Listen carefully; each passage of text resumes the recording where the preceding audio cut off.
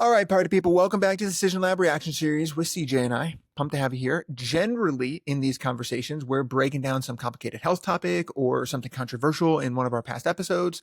But today, it's not our standard reaction video. We're talking about men's mental health and what is leading to what everyone's calling the men's crisis, the male loneliness crisis. So pumped to get in there. What's up, CJ? Hey, how you doing? Checking in on your male friends. Please do it. Uh, yeah, we'll get into that in a second. So obviously we wanted to talk about this not only one because it is Men's Mental Health Month, like Cody mentioned, but also because this has just been a trending topic for the last couple of years. And instead of just like talking about this, we really wanted to look at it from a science-based perspective and break down all of the points and offer solutions. So that way, not everybody is just left feeling stuck in like one, they as a man can't help themselves, and two, if you have everyone has a man in their life, you can support them effectively. So we will go through all the points, then we'll have a conclusion where we offer some solutions. And then in the description, make sure to check it out. We will have some resources and some chat GPT prompts to help you get on the right track. So stick around. Let's go. I love it. Cool. All right, let's start. I mean, we should probably define the problem, like, and talk about the problem itself, I feel like. Yes. So the interesting thing about the problem that I think a lot of people don't know is that men and women actually define loneliness differently. So I have the source for this down below, but what it found is this study found that men actually define loneliness by their groups, whereas women define loneliness through like romantic partners, for example. So when men say that they are lonely, it is often from like a lack of a solid group or a solid friendship. What do you make of this? I think it's interesting. I mean, I recently went through a challenging, like, I guess I am still currently going through a challenging moment, like a breakup where I had a moment like, oh crap, like I'm alone now. And when I really was thinking about it, my first thought did go out to groups and people and things like that, because it kind of shook all of those and kind of reminded me, ah, crap, you've like kind of neglected these a little bit. And so I guess if I'm, as a dude, if I'm thinking about it, like, I guess the first thing I did go to was groups. But when I was in the relationship, I was like, oh, I don't feel lonely because I'm with my partner, and wouldn't have, I don't know if I would have thought about it in the same way. So yeah, it's interesting. I don't know. I feel like I'm kind of both. What about you? I found this really, really interesting specifically because, okay, we've both taken a lot of gender studies classes. That's why I'm here, just like to set that up. But I found it really, really interesting just because I feel like a lot of the points that almost cause the male loneliness epidemic or contribute to it, especially in online spaces, are based more around romantic relationships. And I also think that this is this like stigma that's sort of applied to men, right? You kind of like assume that they're always chasing the right girl or whatever. And there's, a whole like pickup artist community and people that will optimize your Tinder and stuff like that for that purpose. So it almost feels like an over index on that sort of thing. So I was honestly really, really surprised, just because that is what you see so often, to learn that it's actually a lot more defined by friendship and belonging and group. Well, I mean, the thing you have to also remember is what you're picking up on may be true. This is one study. It doesn't mean it is like definitive evidence that this is exactly how every guy and girl thinks about this. So that is all, like, what you're observing may still hold some water. Like, one study doesn't answer everything. All right, so I agree with you. I think the other point that I found interesting about this, though, was also maybe how emotions play into this. Because I do feel like a lot of the times, maybe like men will have a romantic partner, but they don't feel like they can be 100% vulnerable with that romantic partner, or need to maintain like a facade and an image. And while I think that bar maybe still exists for friendship, it's probably lowered, especially true connection and compassion. Like, it's a little bit more ease. What about that? Dude, I absolutely agree with you. My most recent relationship was one of the first where I shared vulnerable things. I went in having worked on what you just talked about. That stigma around being vulnerable and not having to be this perfect on a white horse nothing ever goes wrong. I have no flaws, no problems type of person, to being able to start to share some vulnerable things, and it went well. Like I wasn't rejected, I wasn't abandoned like in that moment. And so that was scary. Like like it was hard to do, but when I did it, instantly my brain was like, "Oh my God, this is the best relationship I've ever been in," because for the first time I was actually able to be more me and not as afraid to share some of these things and not appear weak and things. All of that stuff was just easier to combat. I will say, I don't know how, like, I don't know. To me, it feels like that's rare.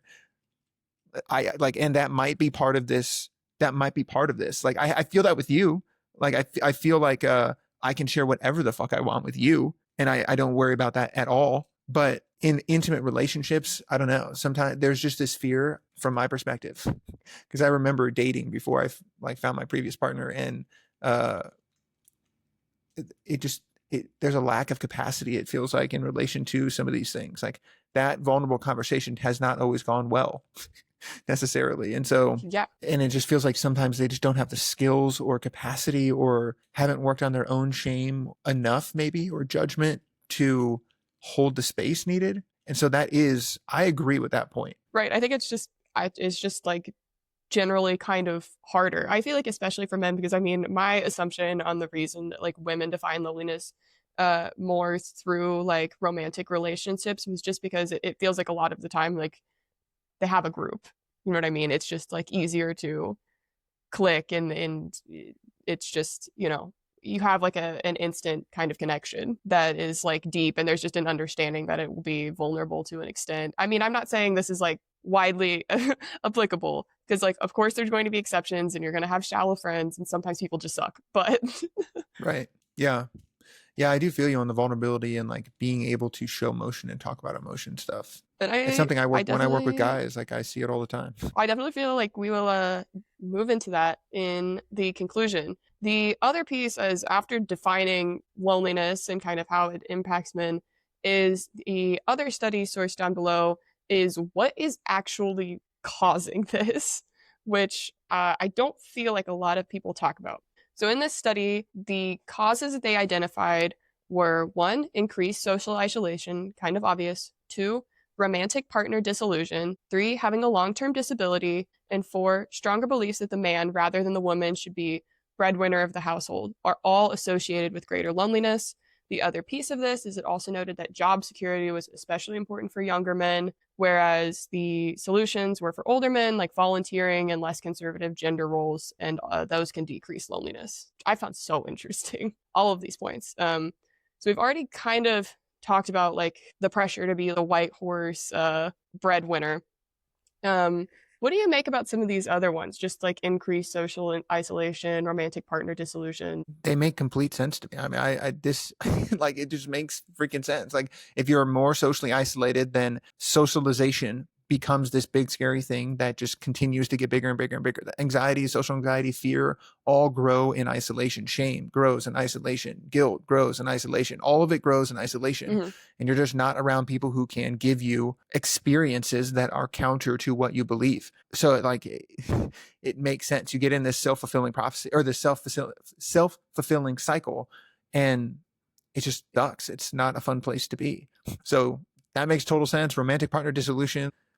I mean, I feel that like again, before like a year ago, before I found my like previous partner, I was getting to that place. I was mad. I was like, dude, like this is so annoying. Like I'm on fucking Hinge and I'm like messaging people and they don't message back. And then you go on dates and they're surface level and it's like, like what the hell? And I got to a place where I was like, okay, screw this. I'm done. Like I hate this like dating culture right now. And I literally got one more number from like Hinge and then went on the date. And I was like, all right, after this, I'm done. I deleted the app before I even went on the date. And I was like, I'm done with this. If this doesn't work, then I'm going to find another way to do this because I'm just annoyed. And it ended up working. So that was awesome. But it doesn't always work that way necessarily for a lot of people. And so I get it. Like romantic partner dissolution. And then the other thing too, is we were just talking about this. Sometimes you can do everything right and it still doesn't work. And so it's just like, okay, like if you do all the right stuff and it still doesn't work, I could see the slippery slope of, okay, well, I'm just going to give up. And I'm just romantic partners are this, romantic partners are that. Like I was even having a conversation at my CrossFit gym yesterday, with a girl about dating. Like, I was like, I am nowhere near the place I'm ready to be dating at all right now, but she is, or whatever. And so we were just talking about dating in general. She was just like, yeah, dude, like, she struggles the opposite direction, where like guys just they just want to flash money, and they just want to be surface level, and they don't want to ask questions, and they don't want to show initiative and all this kind of stuff. And I'm like, okay, that sucks. And she's like, yeah, it does suck. However, in her language, she's like, yeah, there's just not guys around here. There's no guys that can do that. I can't find this. And that her story, you can tell that her story is becoming that thing. And that's that disillusionment. Like, and you prove what the stories you tell or the things that you go and prove. Like, so this makes sense to me. Yeah, I think which I feel like we'll definitely get into that more in our kind of like social media online section specifically that's coming up here. Something that I think was the most interesting thing to me was the fact that job security impacts the way that young men perceive their loneliness. I mean, I don't know if I had thought about necessarily like the breadwinner aspect being a factor of loneliness so much as just this thing that a lot of people assume is expected. But I mean, there is also like the factor of you meet people at your job. You can form a work tribe, for example. I agree with that. So the other thing that too was is their super identity. interesting. A lot of people tie their work to their identity, for better or for worse. I personally believe you are worthy enough and awesome without any other thing. I'm working on that one person at a time right now. We'll get there. Point being is that I feel like a lot of people tie their identity to their work and what they do, which when they're on disability, or they don't have the job security they're looking for, it can be hard. And then the other thing too that I think about is just evolutionarily, like, guys were out hunting, bringing food. Not only did the ones that brought the most food back get probably the most advantage in relation to like mating, if they did not do that, if they didn't go hunt and do that job, they would die. The whole tribe would die. And so I just wonder if some of this job security and some of this fear and some of this stuff comes up as primordial. Like, it was not that long ago that we were doing this stuff. Like, our brains are not, like, they are more primitive than we think. And so this job security could bring up some of that ancient anxiety maybe as well. Like, oh, I don't have a job. I don't have a stable income necessarily yet. Like, I'm not hunting. I'm not bringing food. I could die. Tribe could die. Yeah. Like caveman stuff. No, I definitely feels that just like applies to just like general anxiety. I think the other piece of it is, I mean, I think this is, especially for young men. A lot of older men have been in their careers for a long time, but especially for young men, if you're like in college or just out of college, like, one, job market is hard. Two, like, there's not a lot of third spaces. So if you want to make friends or go on a date or something like that, most likely you are going to have to spend money to accomplish these things. I mean, of course, you can plan free things, and that's great, but it is definitely a little bit harder and, not something people think of. Because usually when you go on a date, like, what you suggest going to dinner or something like that. Or you can. I suggest going for a walk or going to get ice cream or doing something that is, but like, that's my life. Like, I'm balling on a budget right now. Like I'm an entrepreneur. I'm highly ambitious, but I pay y'all, I pay my team, I pay people more than I pay myself generally right now. Sometimes I'm not able to pay myself. And so I'm on that mission, and I articulate that directly and upfront. Like, I'm on my way, but I'm not there yet. Like, there's plenty of stuff that we can do. If that's the only reason you want to be with me, we're probably not a good fit. If you can't be with me when I'm low, then you don't deserve to be with me when I succeed. So, and I articulate that, and I'm comfortable articulating that directly and upfront. Again, my past relationship, if you were thinking breadwinner, that she would have been the breadwinner, but we never even thought about it. We never even talked about it. Like, it was just not something that was, I don't know, like, it wasn't something that was at the center of many of our conversations. And it's not as if I fucking poor, like, I was able to pay for things and take the lead and like do that stuff. But I don't know. I get it overall and where it could come from. I do think it's something you can work on, because it is something that I had head trash around, that I worked on in therapy and brought to this previous relationship. And it worked. It went well for me in that relationship. Yeah, absolutely. And I think we can, again, in just a quick preview, we'll get into it in 1 second about, I think that social media and like online culture is definitely contributing to that anxiety. But before that, Oh, I had one final question in kind of our causes section here that I wanted to ask you. As a man and a therapist, how do you feel that emotional conditioning is contributing to male loneliness? Because I my mean, we've God, I already kind forgot of this was touched in on here. like job security as a thing. We've already kind of touched on romantic and friendship being different. What do you think? All right, I have a hot take on this. I'm not going to lie to you. Like, I'm excited to talk about it. I forgot this was in here, but if you look at post World War II, we moved from farms and outside of city centers into city centers where dads and husbands and fathers were working and away from the family as much. So young boys and men were not around their dads, their uncles, their grandfathers, out in the farm, working together, learning masculinity from healthy masculinity from other men. So, in relation to conditioning, a lot of young guys now are at home, raised mostly by their moms a lot of the times, uh, whether their dad is at work or they're literally just a single mom. Like that is happening a lot. They're taught in school by primarily women. They're doctors, they're therapists, they're nurses, all of the support systems around them, they're pharmacists, mostly women. And so controversially, maybe, I feel like this has created somewhat of a like feminized version of, or a feminine version of masculinity. And that confuses guys or guys. And this gets weird in like the whole gender conversation, but like, I'm just thinking like in absolutes at the current moment to make this thought simpler. But, I think traditionally masculine guys are people who tend towards the masculine side of that spectrum, guys or girls, honestly, who feel more masculine, get a confusing version of what masculinity is. And I just think men need other healthy men to show them what healthy masculinity is so that we could beat the toxic shame. We need mentors, we need guides, we need rites of passage, all things that have left us, that are no longer present. So I know I felt that gap and void, and that's my hot take on this. Before I make my like point or rebuttal, I want to ask you to define healthy masculinity real quick. Sure. I think it's kind of like we talked about agency recently. It feels like you know it when you see it. But the best way that I've ever thought to describe it is healthy masculinity, whether it's from a male or female who is presenting that type of energy, masculine or feminine energy. Healthy masculinity is like a riverbed that holds a river. And sometimes that river, whether it is, or in this example, the river would be feminine energy. That riverbed stays steady and strong no matter what the river's doing. If there's a drought and it's trickling, it can hold that. If there's a flash flood, it can handle that. It's still there. It's steady. If it's flowing steadily, it can handle that. It's cool. It's doing that. It's not shame based. It's not fear based. It's just strong and steady and able to hold that space is what it feels like the easiest way to describe it to me would be. I feel like I'm gonna actually kind of disagree on this point a little bit. So we'll see how this back and forth goes. At least my perspective, like I know you brought up previous generations in health and masculinity, but I think the conversation has definitely shifted to they weren't actually exhibiting healthy masculinity or emotions, especially like when you hear people, talk about their relatives in the silent generation or boomers or even to an extent Gen X, though I think there's like an understanding that it's getting a little bit better. Like they don't know how to do an expression of emotions, and what that leads to is suppression. And so by having like more exposure to, I don't even know if it's necessarily like a feminine voice, because obviously a lot of like nuclear families and stuff like that are perpetuating this idea that a man is a certain thing and a woman is a certain thing.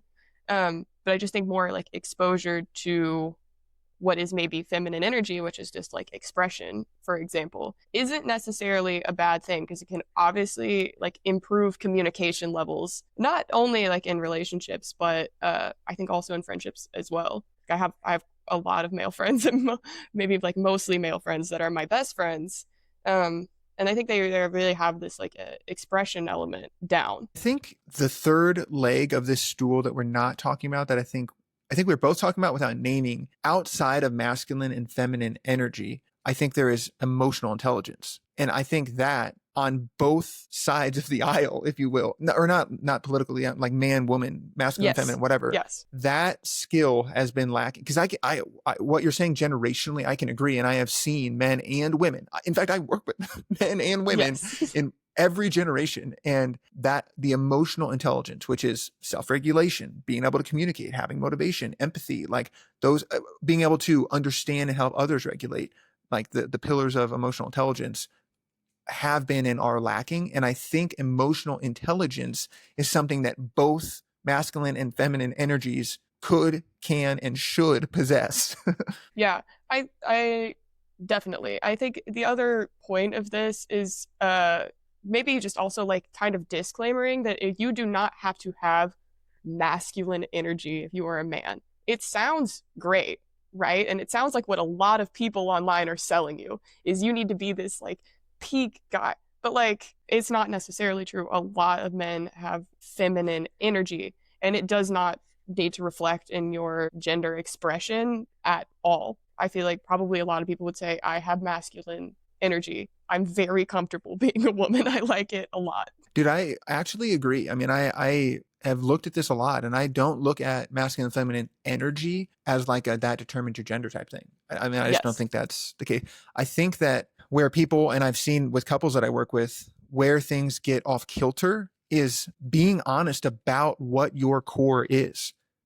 Is your core, whether you're a guy or a girl, is your core masculine or feminine? If you are a girl with a masculine core and that's your core energy, then finding a man with a feminine core will be more effective because you're acting in alignment with that core. What I see a lot is men or women, or let's just go to what I see the most, which is the the vanilla, right? The guy, the guy and the girl. And the woman has a feminine core and the man has a masculine core, but they flip roles on accident because something big happens. He loses his job. And so his perceived worth and masculinity decreases. And then she has to take over more, or he can't make decisions, or she gets mad at him for a decision and it gets flip flopped. And then she is acting more from a masculine, has more masculine energy, but has a feminine core. And he is more in his feminine, but has a masculine core. And they are both not acting in alignment with their core. And that's why I see the biggest issues. Whether or not I gave an example of the vanilla relationship, but it could be in any relationship. Yeah, and I mean, I think the other part is this doesn't mean that you don't 80-20 in your relationships. Obviously, you do not need to be strong and steady the entire time. Whenever we've talked about this That's in a the good point. past, it's just kind of like what you automatically gravitate towards. So the example that you and I have talked about previously is like if your partner is in crisis, they're crying in front of you. Obviously, one, like ask them what they want, but what does your core tell you to gravitate towards? Do you want to just like be there for them, be kind of a presence, or do you try to jump into fix it mode instantly? Like, what does that tell you? That's what we've talked about in the past. Because like I jump into fix it mode, which is like, all right, this, and this, which is masculine energy. All right, like how do we wrap this up? How do we move past it? And that is being strong and steady. But if I'm down, obviously my partner's going to do the same thing for me. Right. Yeah, it's or interesting because do again, to something me, in her that own way. is a dimension of emotional intelligence, what you're describing. Because I used to have more of the fix it, and I have all the tools. I'm literally trained in trauma therapy. I studied fucking attachment for a living. Like I have all the tools to fix the things. However, I have learned how to hold space. I mean, there Mm-hmm. are so many times that what someone needs is their head on your forehead and your hand on their chest, and that's it. They just need you to hold space for them. Sometimes they just want to be hugged. Sometimes they want to be heard, which means repeating back the last three things they say for an hour and not fucking saying a single thing. Like sometimes it does mean fixing it and knowing when to do which is emotional intelligence, and being able to communicate is emotional intelligence to me. I don't necessarily think it's masculine or feminine. I just think that is a skill both people and energies should possess and learn. I think that that's really interesting. And I also think it's a good transition. I feel like what uh, a lot of maybe people are, are selling online kind of in the masculine space, whether it be like the pickup artist space, the manosphere, anything like that, completely devoid of the emotional intelligence factor that is obviously so important to relationships, with both of us know just from studying it and also having relationships. But I think this is a good transition because of how the internet and online is impacting the male loneliness epidemic by not having these conversations. Um, so just to kind of backtrack a second, obviously connecting online is becoming more popular, not only because we have the resources to do it, but also it's definitely worsened by the pandemic. if you know, can't go outside, you can't go connect, you can't go meet people in public or in class, if you're in school or whatever, you're going to do it online. And I think there was definitely a vital shift towards that, especially for young people that were in a transitional phase, maybe like from high school, end of high school into college during this, because the beginning of your college life for a lot of people, if you choose that route, is where a lot of social conditioning and finding your group comes from. Mm-hmm. Yes, I agree. Which that is just something to consider. I have a question for you though that we have touched on. Can online interaction serve as social connection in your body budget? You can give a quick overview of body budget as well. Yeah, body budget is a term that we use in our programs in the Balanced Achiever for like keeping your vessel healthy. So exercise, sleep, nutrition are the pillars, core pillars, but social connection and play are the other two. So there's 5 total. Social connection means connecting with others, your community, your relationship, things like that. So interestingly enough, Dr. Paul Zaki is the leading researcher on this exact question. Just had him on for another conversation on the show. And he actually mentioned that as far as oxytocin and like the brain chemistry is considered or is concerned, 80 to 90% of online interactions light up to similar and same places in our brains and have a similar effect, at least 80% on the low end, as an actual like face-to-face interaction. So it's interesting. And he had a really interesting point. He's like, yeah, there's so many people that go so hard against social media, but there are benefits to it. Like, and so it's like, oh, that's interesting. Like, again, it's extremes though. Like, obviously, total only. So online being your only form of social interaction can get detrimental. Not having any time to yourself can be detrimental. Only ever spending time with others, even if socially out and about, can be detrimental. Like, it's not like an all or nothing thing. So yes, neurochemically, some online interaction can absolutely serve as social connection in your body budget. It can be a piece of it, a piece of the pie, if you will, but not the full pie, in my opinion. All right. I think another quick thing here, I don't know if you guys talked about it, but how was social connection defined in this context? Connecting with another human, which is kind of vague and ambiguous, but like getting another nervous system involved is the way that I think would be the easiest way that I could kind of define it without looking at the literal definition. Because some of my, you know, things that we've talked about anecdotally, not with studies behind them in the past, we've talked about kind of the difference between like Zoom calls where you have your camera on or not. It definitely feels like you're connecting more when you can at least see another person versus if it's audio only. Or if you're going to call your mom versus seeing your mom, those are really different things. It's like a spectrum of social connection more than it is anything. Yes. It feels like. I think the other thing that I really thought about, which like not to stereotype guys, I'm part of this, is video games. Hey. So much of social connection is talking. You know, if you're going to get on and play games, like to me that is kind of different than social connection.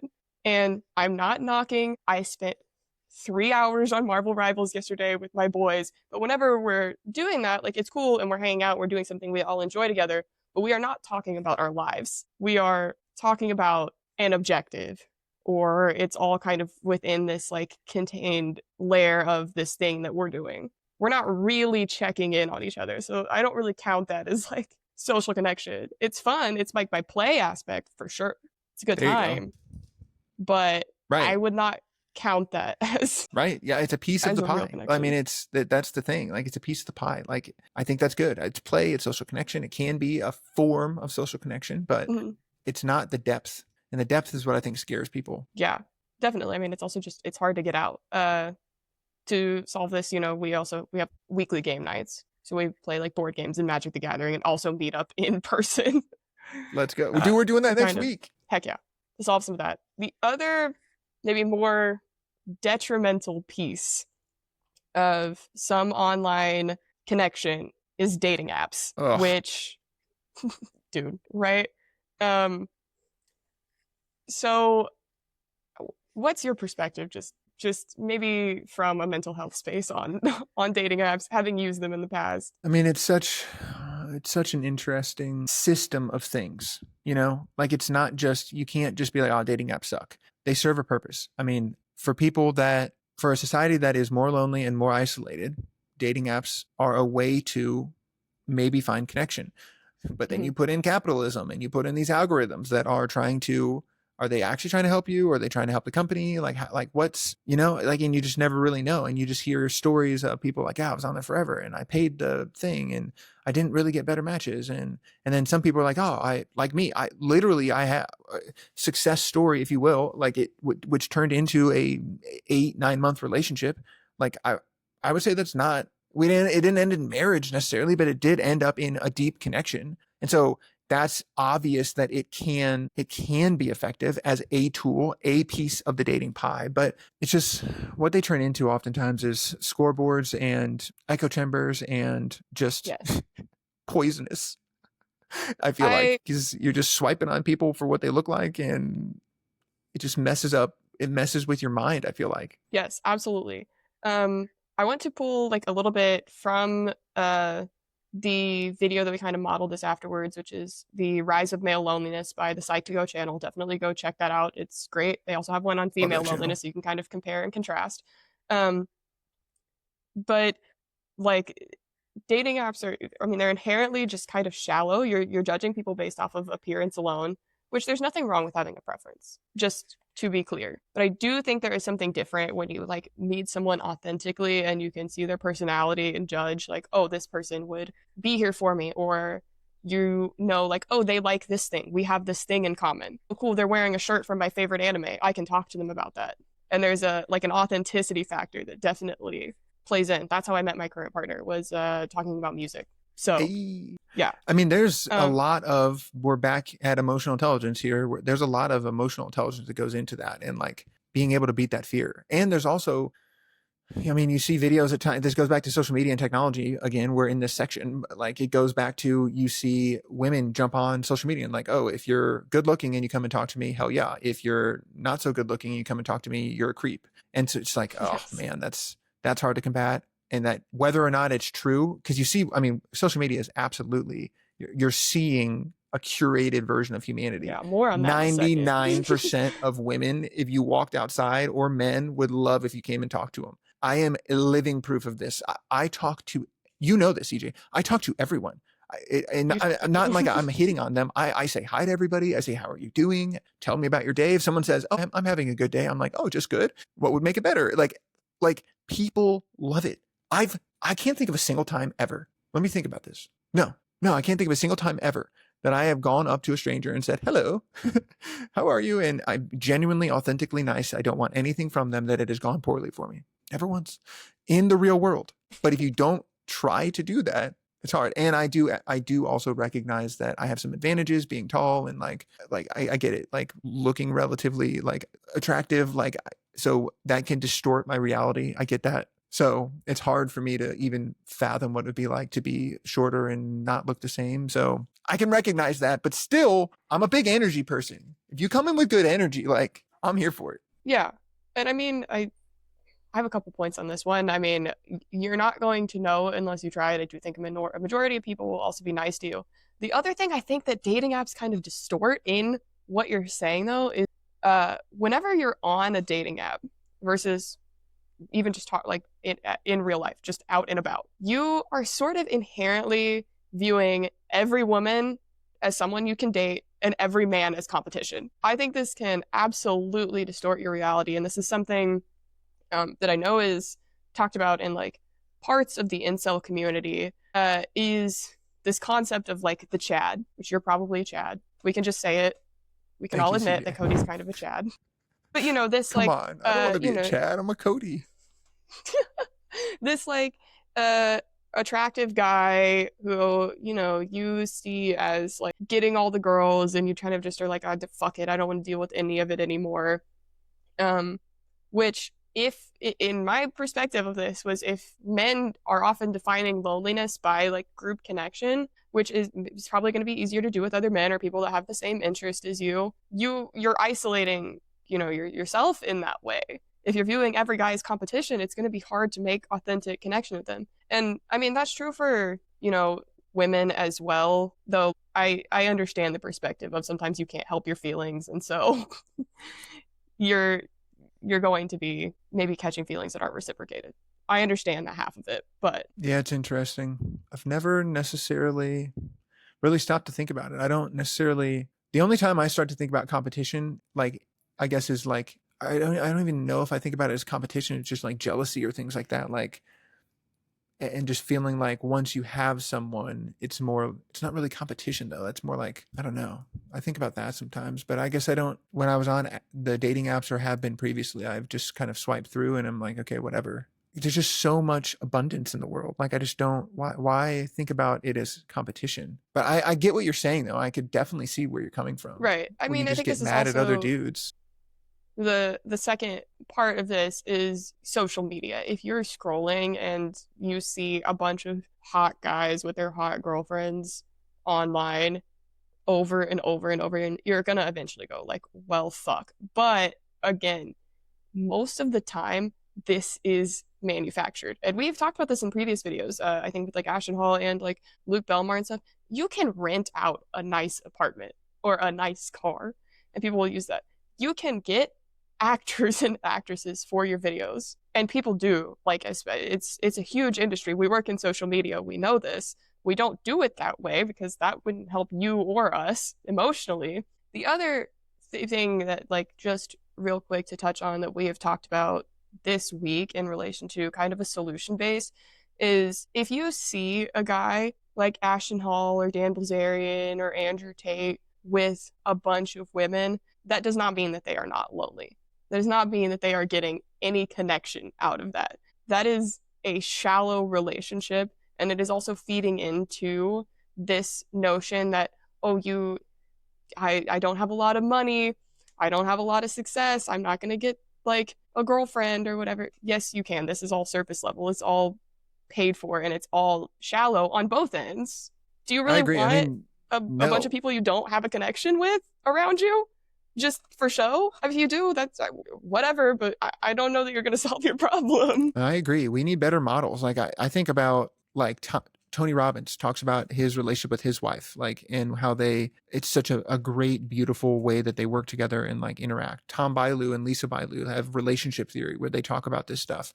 Like we just need better models for these types of things. Like I listen to a lot of their stuff and it really helps me a lot frame up what a healthy relationship looks like and how to go deep with somebody and how to get past Right. the relationship death cycle. Like, If you like in just does it make sense to listen to somebody for relationship advice, a pickup artist for relationship advice when they don't have a girlfriend, when they don't have a wife? Why not listen to somebody who has been successful in this field? I probably, we wouldn't listen to somebody that's like, I can scale your business if they've started a bunch of companies that have never gone anywhere. right.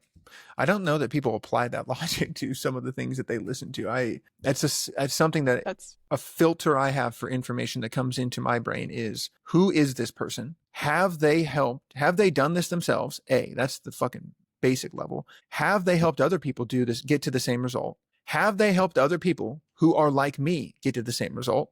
And then have they helped other people who are like me get to the same result many, many, many, many, many times? That is some of the decision filters and like information filters that I'm like coming onto. And like, I just think, do I want to win the game that they're preaching? In my literal vision statement, I want a Lisa Bilyeu. I want a Layla Hermosi. I find the types of relationships I want to mirror and I want to be like, and then I've listened to the information from the people who have gotten to that place and are living that, So I think that's important. that's important for like just all aspects of Yeah, social yeah. media. 100%. People, I don't think, are always able to verify like accreditation, which is something that we run into in this podcast. So stay curious, please. Very last thing on like online concepts is, what is your perspective on AI helping with social connection? Especially because this is in our solutions. So AI could be interesting. Again, piece of the pie, Please, people, keep fucking thinking that. It is not all or nothing. Nothing is black or white. Okay, it's a piece of the pie. I think it can be a piece of the pie. I think that the hard part like the what comes to mind is replica AI is like the go-to, or character AI. Both of those are like huge in this space. I think it could be a piece of it. I think that in research, it's been shown that AI can come off more empathetic than even humans, which is crazy to kind of think about, but which is also proof that emotional intelligence is a skill you can learn. So just want to put that out there. But I think that as a piece of the puzzle, I think it could be awesome. As a companion for people who needs help and support, I think of elder care first and foremost is one of the places, a fringe portion of society we don't ever talk about that I think we should talk about more, but I digress on that point. I think it can be super helpful and keep their brains active and socially connected in a way, in one piece of the pie. For guys and girls who, I mean, men, we're talking about men today. So men who are interacting with these things, and it's a total replacement, and they're all or nothing on this thing. And these algorithms like Replica are more capitalistically based, and not necessarily, they're trying to get them to spend more money and more time on the app. They're not necessarily trying to help them build relational skills that can help them go get an actual girlfriend. They're teaching them that this AI thing will never reject you, never abandon you. And that's enticing for a lot of people who are scared, which I get it. I Yeah. get it. Like, it sucks. Like abandonment, rejection, like betrayal, all this stuff sucks. And if you go out and try, it can happen. You can do all the things right, and it can happen to you. It sucks. And if you're talking to a chatbot, that doesn't happen. It can't happen. And so there's safety there, but what they're comfortable with is holding them back from what could really, really allow them to live life. They're living life dissociated and distracted. They're not really living life. They're running from fear.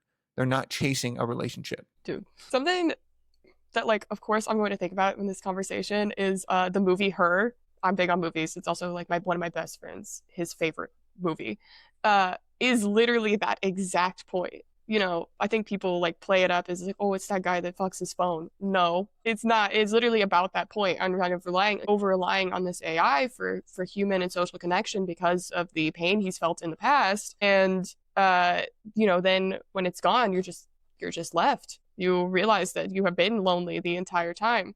And then, I mean, I think there is also the other side of that is like there is absolutely like horror stories of people getting too addicted to AI for social connection and kind of recognizing it as a real person. But I think that's going to be in like any topic ever. People are going to take it way too far, but don't over rely on it.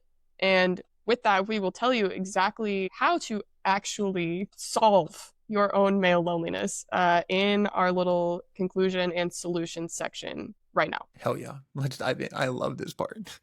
Action, baby. Let's go. In relation to solutions, from my perspective, I mean, and this is interestingly enough something that I am like experiencing right now. Like I'm going in a point, I'm at a point in my life where I am having to redefine and act on the things I teach in relation to male loneliness and things like that. And so the first step from my perspective is admit it. When I work with people with shame, with trauma, with whatever it is, admit that's what you're struggling with. Totally cool. Totally okay.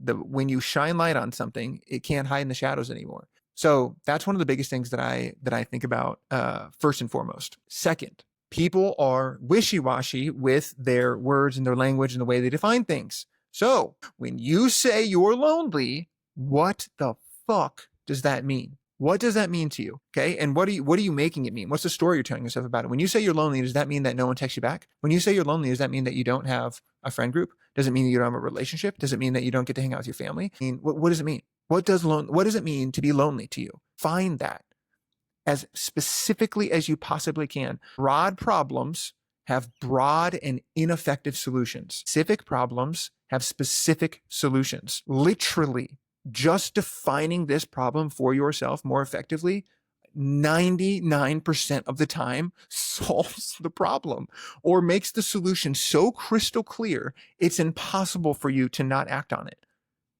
Okay? For example, I started hating working out. I didn't like it. I felt lonely, and I felt like it was not fun. And I was just doing traditional strength training. So I had to define why am I not liking this? I was a college athlete. I used to have workouts made for me, and I had a team around me. Okay. And it just got boring and repetitive to do the same exact things over and over and always have to figure out what am I going to do? What am I going to lift? How am I going to lift? All the shit. And once I sat down and actually defined why I don't like working out as much as I used to, I was like, oh, well, if there was a place that I could do something with a team, the workouts could be provided for me, and I could go be socially connected and do those things, I'd feel a lot better. So I started CrossFit. Like, this is not rocket science. Like, I started going to run clubs, I started going to CrossFit, I started getting around other people, and surprise, surprise, I am like addicted to going to work out again. I love it. It's so fun. Like, and so defining a problem is more than half of the solution. I don't know what you think about that, but let's stop there and tell me your thoughts so far. 100%. I actually want to wait for you to finish, and then I'll kind of give my perspective in just a second. Okay. Well, once you get the problem defined, then it's really about, now you're in the action cycle. You're trying to figure out, okay, what action should I take? So again, if I use my own example, CrossFit is an example. Going to a run club is an example. Going to a kickboxing class is another example of a workout or things that you could do together. Going and playing basketball, like sports, another example, which I do and I do love. So now it's just figuring out, okay, what's the one thing? What's the one thing that you could do right now? Prioritizing what's the one thing that you could do right now that would help you solve this problem, get you closer to solving this problem.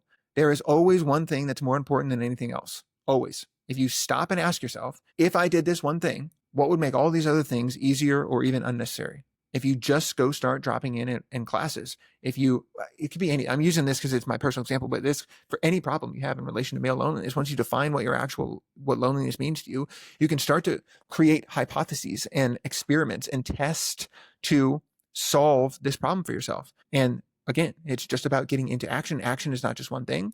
Okay. It is the action cycle, act, assess, adjust over and over and over again. There's no failure. It's just feedback. You're just getting feedback constantly until you find something that works for you. Okay. I mean, it pulls out the fear. Inevitably, along this journey, in action, baggage will come up. Parts will come up. The emotional stuff will come up. The childhood trauma, the attachment trauma, the fears, the anxious, the avoidant attachments, the disorganized attachments, like all sorts of stuff will start to come up. Addressing that baggage dead on and naming it is huge. Start to get to know that baggage. Stop hiding from it. Shine the light on it. Welcome it in. Say hello. How are you, old friend? Let's get to know each other. I usually ignore you and want you to go away and hate you and I'm trying to control you, but I'm just going to get to know you a little bit better today and accept it.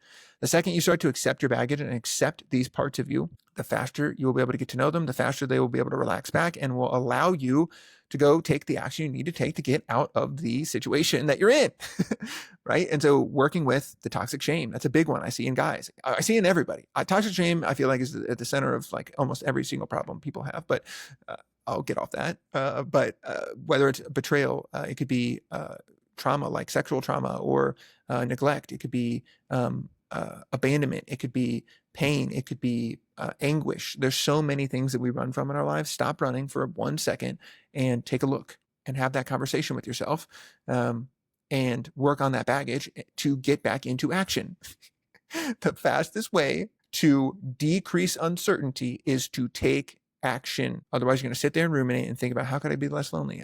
I'm such a bad person. I'm so shitty. But if you take action, that builds your self-confidence, builds your self-esteem, and boom, you're on the path, baby. Simple but not easy, but that solves any problem, especially loneliness. Yeah, I think all of those are great. And then first of all, they are like actually actionable. With that, I wanted to kind of move into some of the solutions that I wrote down, especially just like in the context of online communities and social media, because that's what I study. So solution number one, which I maybe want to ask you a question about too, is if you like want to find your people online or like work on solving your problem online, that's totally fine. For anything, do not join a community or follow someone that is going to be blaming other people for your problems. That is going to fuck with your agency so bad. And I'll let you get into agency in a second because I know that's a huge deal and we've brought it up a couple times.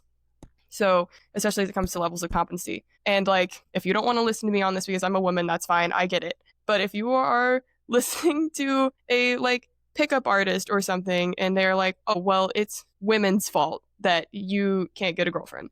No, it's not. No, it's not. Such a disempowering mindset. Right. You're not doing yourself any favors by thinking this. And like the other piece of that is if you're like, oh, well, I've been cheated on or I haven't had relationships that work well in the past. Like maybe those just weren't good people. Things are not black and white. People are very, very nuanced. That's one piece of it. So as like far as joining like other communities or like Reddit threads or things like that, something else you really want to focus on is positivity versus negativity. You do not want to get caught in negative feedback loops. And the other piece of this is you don't want to be like in spaces that are only reinforcing your ideas and echo chambering you further. If you Mm. are in a space that is like, um, you're lonely because there's too many hot guys in the world, and you hear that over and over and over again, you're going to believe it, even if you're just like browsing and looking for solutions. You want to make sure you're getting solutions from solution oriented places and not places that are reinforcing problems over and over and over again and just like a trauma dump, which is something I actually wanted to ask you about, Cody. You've run a couple different online communities. What do you feel like the difference is in like actually changing lives between a community that is just kind of like a problem dump versus one that is like focused in positivity and solution oriented goals? Damn, that's an interesting question. Agency, I feel like is a big one, and the story you're telling yourself like drives your agency a lot. Like if you're just in a place where you're there to complain and there's no shift in behavior around it, you're just there to complain, which cathartic release has been studied. It is not even, it helps you're not even really helping yourself. You're just perpetuating you're searing in deeper negative patterns in your brain. You're wiring that framework into your brain deeper and deeper and deeper the more you do that. And so it's just not helpful. Like I'm going through a breakup. It sucks right now. But I'm not like, you can choose to get better or get bitter. And if you're just getting more and more bitter and ruminating and making it worse and making it their fault and blaming the world and blaming, okay, you could do that. Or you can be like, all right, hey, shit happens. It's okay. Like, I want to be the type of guy that goes through hard shit and survives. Like, I want to be the type of person that does that. Like, what can I do to get better? How can I look at this? How can I examine this? Like, that's really the biggest thing in relation to, and then being able to act on that. Like, I'm not saying not to take time to grieve. I have therapists, I have friends, like I absolutely had time and I'm still doing those types of things, but it's not when it shifts over to that bitterness and you can feel it. That's the danger zone that you got to really, really work with those parts so that they don't just take over. Let them speak their mind, let them have their part, again, piece of the pie, but you can't just, do you want to win that game? Do you really want to win the game? Like, I have people in the comment section of my videos sometimes that are, oh, this doesn't work for me. I can't do that. And I'm like, okay, like, do you want to be right or do you want to get better? Like, people are saying, oh no, trauma, it's invalidating that to say that trauma is not stored in the body. Or I was like, okay, what if the framing of the body keeps the score and the body score, it keeps the trauma locked in you? Has that been working for you? Has that belief been working for you? Are you better? Have you gotten better? Okay. Then is the invalidation you feel worth working through to get to a framework that would help improve your life? Or do you want to be right? You choose. Do you want to be right or do you want to get better? Like, I ask that a lot. And I just don't think that people stop and think about, do they want to win the game that they are playing currently? Are the behaviors you're choosing, the actions you're taking, leading you to a place you actually want to get? The piece that I was waiting to actually like respond on in your like original point about like getting very specific is another thing I definitely want to bring up with being so cautious and following influencers, people trying to sell you something, communities online. So much of the time they are not looking at that specific problem. They go, oh, I'm going to help you get a girlfriend. What kind of girlfriend is that? What kind of person do you want in your life? Are you going to find someone with deep emotional connection, or are they going to help you find a surface level situation that actually does nothing for you and then you end up feeling worse again? Are you being on the other side of this is, are you looking for people that are going to solve your specific problem? That will help you be very solution oriented as well. Like that helps you not only know what step that you need to take next, but also like define yourself a little bit better. So great point. That is best. And then in like my solutions, which I think you touched on, is within this defining a specific problem, super specific thing, you also need to define your motivation for not being lonely. Kind of like Cody said, is it to be more connected with your family? Is it to find a partner? Is it to make friends? And then do this within something that you like, and you don't have to take big steps for this. Like you mentioned, you're really big into sports. You play basketball several times a week. There are like singles groups that will literally just single people that go out and like do fun things together just to get like emotional connection and have fun and know that you're doing something throughout the week. Game nights at like stores, workout classes, things like that. And On then this point, really quickly too, because the thing yeah, that comes up, well, there's not, those things aren't around me. Okay. yes, they are. Okay. Okay. What if they're not? Okay. Start them. I mean, start them. Like, again, I mentioned I'm going through a tough time right now and I want to have a game night. Do I have a group right now that instantly I can be like, oh yeah, we do game night every week? No, I don't. Did I write down a list of all the people that I think would be fun to do a game night with and then text them? Yeah. Are they all random? Yeah. Everybody's random until they meet each other. And so have some agency. Do it. You want to start a run club? There's no run club downtown Kansas City. Well, okay, start one. There's no hiking groups. There's no rucking groups. Start one. Like, well, why not? Like, why not you? And even if that is like super high agency, because I think we can recognize that like along with some of this loneliness, like you might have like depression that is like inhibiting Right. this, Yeah, it's fair. and like adding some difficulty. But you can absolutely do one thing, even if that is just exposing yourself to being in public more often. If you say, okay, I'm gonna go out for 1 hour a week to my local library or something like that, so it's free. That is something. You are reconnecting yourself and Yes. doing something that is agency. Because even if you are just having a conversation with the librarian about like what book you want to go find, that's something. That's a bump of social connection, even if Right. it feels unimportant to you. Where you run That's into beautiful. somebody on like the bus and you say, hey, how are you? That is a huge step that is so much better than where you were just by taking one action. Absolutely. The last piece of this is sort of what you were saying about what we're saying about finding groups.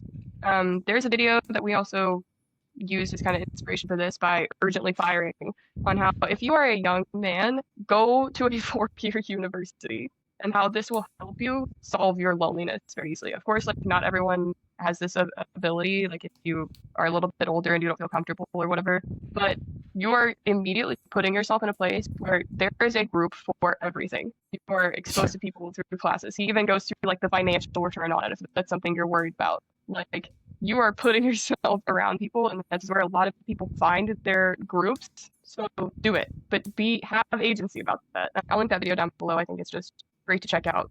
The Yeah, other I piece, like that video. That was a good video. it's really interesting. Yeah, I loved it. The other piece of this is that if you have like listened to this and you are a man or you have men in your life that you want to know like what can I do to help this, one, you can just check on them. Even if you feel like Dude. I'm probably not close enough to this person to have a full conversation, you can just go, hey, how are you? And out of the blue text, it's like a, hey, how are you doing? How have you been? That feels great. And there's nothing wrong with that. That is them taking action, showing interest in you, and indulge in that. Say like, oh, not that great. I've been kind of feeling this way, and that's fine. It is not bad. You are not trauma dumping on someone when you respond to that question. No, I love that. I think that's good. And if you are the one asking that question, be willing to go a couple layers deep. Guys, a lot of times are going to say, oh, it works good, this and that. And it'll take them a few questions, maybe sometimes. Honestly, anybody, but we're talking about guys today. But try to go a little bit deep, reach out, have the conversation. The number one thing that guys, men founders, every time we talk to a men founder and we ask them the question, what's something you wish more people asked you? Almost every single one, like 90% of them say, I wish people asked me how I was, how I'm doing, and mean it and care and not just want to hear, oh, I'm doing good and walk away. So be that person, be that light for somebody. Why not you? The main point is like, invite them to hang out. If you are worried because you have a brother or something, you're like, oh, he's spending too much time like bubbled in his room alone or whatever. Like, okay, you can like help. You don't want to see them get lonely. You don't want to ever like see somebody hit a spot where you're like, wow, they just don't have like a tribe or whatever. So you can also, it's not your job. I feel like that is like a disclaimer we should have here because like I know that's come up in like the Instagram comments lately. It is not your job to fix this, but if you want to care about the immediate men in your life, that's fine. You can like take steps to do that, and it would be a positive thing. Yeah, in I agree. friendship or in a romantic relationship. If it's a random man, sure, you don't have to do this. I mean, still probably be helpful. But I mean, I just, it blows my mind when people get to that place. I can understand where they're coming from. Like when they're like, it's not my job. But I just don't know if that's the framing that we really want for our society overall. It's like, really? I feel like my job is to make sure I'm solid so that I can then help others and spread my light. Guy, girl, dog, cat, like, who cares? Maybe like, this is a point we should touch on real quick because you have been making men's mental health content on your Instagram. Maybe we and it's been a wild time. What some of the controversial points are and explain them to both sides to make sure find some unity. Yeah, well, I mean, one of the Because biggest ones that I see is that it's not my job to be a man's like emotional coach, or it's not my job to teach a grown man how to have the talk about his emotions. And like, there's just so much hate and spite and anger and resentment in it. I just was not expecting that when I started talking about this. I just, like, I cannot believe it. Like, these are and like, people, these are humans. right. Like, And as a like woman, I have like we kind of talked through like what this means and what the translation is. What it is like a lot of the times like partners or like female partners feel that they are like the only source of emotional outlet, or like the men in their lives just don't have any emotional agency or emotional intelligence, and that they feel as if they have to teach this to them, whether that be their dads or their boyfriends or whatever. And so it is just like built up frustration from this, and to an extent it's true. Should it be worded as harshly? No. Like, yes, you it's should. so crazy to me. To me, that is such a selfish position to take. To me, it truly is. If I'm being honest, But I it's mean, selfish. I think I the don't think that with sentiment, my clients. I don't think that with people. no. I have skills. I have abilities. I have learned these tools. When I come up, because for me, it's women. It like in almost every relationship I've ever been in, I am the more regulated, more emotionally sound, emotionally intelligent person. And I don't sit there and think, it's not my job to help them open up. It's not my job to regulate their nervous system. I help them. I show them a different path. I think some of this too is like, do these women have agency though? I think more than anything, it's about a lack of agency on like, do these guys want to better their emotional intelligence, or is it every time something goes wrong, it's like total othering? That is where that's coming from. And Yeah, again, I don't think that it needs to be phrased quite so harshly. And I do like agree with you on this point. You can definitely, if you listen, I know the frustration. I understand. I think me you can too. phrase this.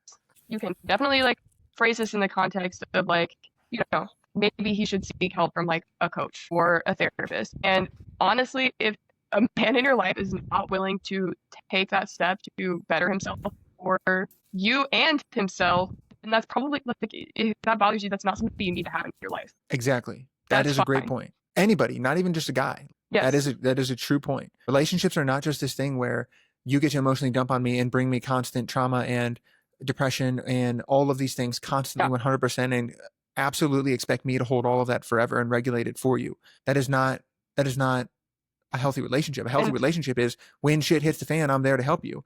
But you're also doing the work on your side to manage those things so that you can bring me calm, peace, and clarity as well, not just the other stuff. and yeah, I think the other side of that is people cannot learn unless you tell it to them. So like, if you're like, oh, fuck, I've been vocal in my sport, I've done everything, and then you're like, listen, I can't have you in my life anymore, then they might learn from that. And if they don't, then it's like, well, that was an agency problem. That has nothing to do with you.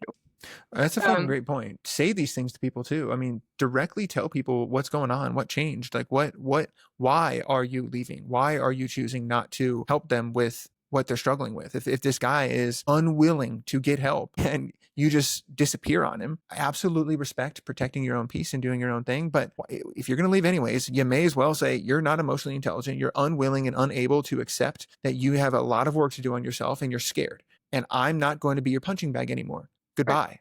That will profoundly affect that person. I promise. Like, to the guys listening, like, do you really want to be that guy? Do you really want to be the guy that like keeps getting told over and over again that like you don't have emotional intelligence and capacity and stuff? I don't know. Moving on. I think the other one I see online a lot is a lot of people like responding and going like, oh, well, I've been told like my whole life that men suck over and over and over again. And listen, again, if you don't want to listen to me on this, I get it. Whenever that is said as a generalization online or stuff, like again, I have a lot of male friends in my life. You have to realize that they may not be talking about you. If they are like, oh, well, people are saying like, well, men get really violent, or men have assaulted me, or men do this. Are you a guy that's done those things? If not, then they're not talking about you. That's a great point. Personalization is a cognitive distortion, which means you personalize all things. Generalization is also a cognitive distortion. But it's cognitive distortions all around. Yes.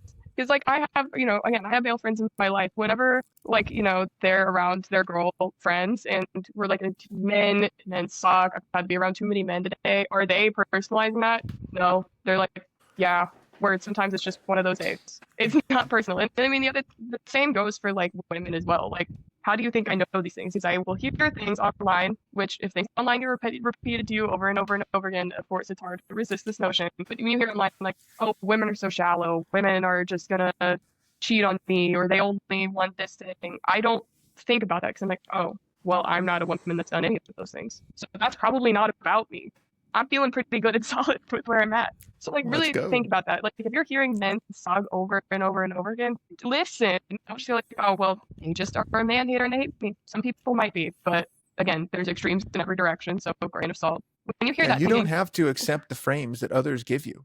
I no, do not accept the frame that I am one of those men. I yes. break the mold. That is my foundation. I am different from other men. I am a delight to be in a relationship with. People are lucky to get to interact with me. Like, because I shift the mold and I am, after someone interacts with me, I believe they will start to think about men differently. That's how I think about myself. And I have to. You have to have that self-concept if you want to survive this tidal wave of hate that is manufactured by algorithms that are like not even real. Yes. Listen to the points. Think about them critically. Don't ever view anything online surface level and go, all right, am I the guy that they're talking about? If yes, think about it. I don't know. Do a thought exercise. If Admit not, it. It's okay to admit it. that's not something you need to worry about then. You Mhm. can move on and you can go, well, they probably weren't talking about me. I think it's something like important to remember if you hear like a woman online saying these things, she has a father in her life. She might have a brother in her life. She might have a boyfriend, all of these things. And it doesn't have anything to do with those people. Right.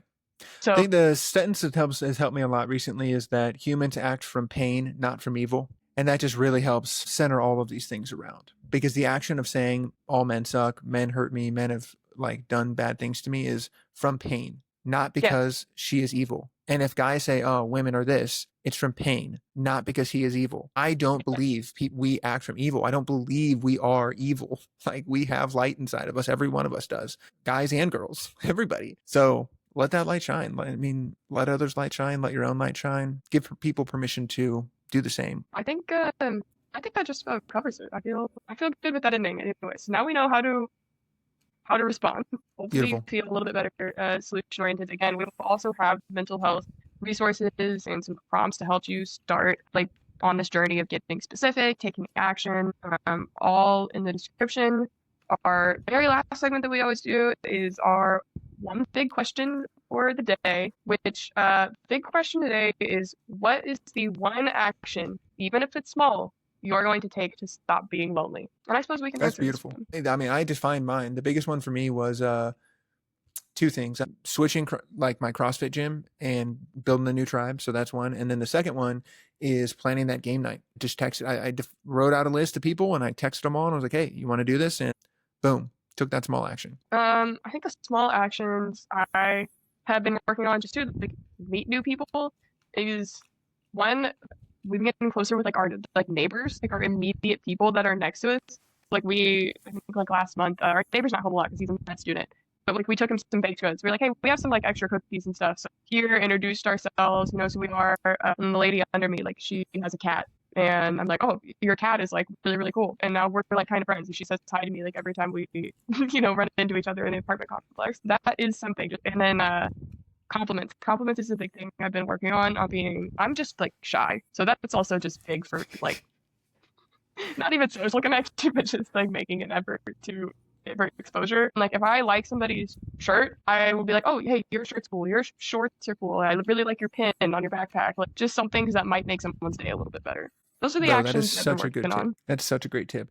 Compliment. I don't even think about it now. I just literally every time I see somebody, I find something that's unique about them and I say something about it. I don't even think about it. But you're so right. That is such a great little micro skill to develop. And you can't go wrong with it. Was someone going to be like, oh, screw you. You like my pin? No. Like that is a great little tip. I challenge everyone to compliment one person today. That's a great one. I love that. CJ, I freaking love your hoodie. I think it's awesome. Oh my god, I didn't even talk about this. I wear this because I love. Okay, guys, I'm sorry. I love the Barbie movie. One of my favorite things about the Barbie movie is that Ken goes through the male loneliness epidemic. If you watch it closely, you will recognize that he is suffering under all of these systems of job security and feeling like enough and wanting to be a breadwinner and not having close friends. All of these things. How does he solve it? by getting close friends and going, oh, I don't actually need to do these like other guys as competition. Like we can band together, and then also I'm enough on my own. I don't need another person to define my Nice. worth. He This is became my Knuff. yeah, my bestie and I got him and I matching hoodies for his birthday one year. Beautiful. I love that. Cool. Well, Everyone's enough. that's it for our time today, ladies and gentlemen. Make sure you check the resource list below. There's ChatGPT prompts and all sorts of other types of resources below. CJ got together. She is awesome. Thank you so much, CJ. But they should help you start tackling your loneliness. And so just make sure to check those out. We have some more spicy episodes lined up. I have one that I'm very excited to chat about with you coming up soon. If you guys want us to react to another health tip or a trick or a product or a service on one of our episodes that you found controversial, let us know on social media. And thank you so much for watching this episode of The Decision Lab with CJ and I. Remember, always question everything, especially your own beliefs.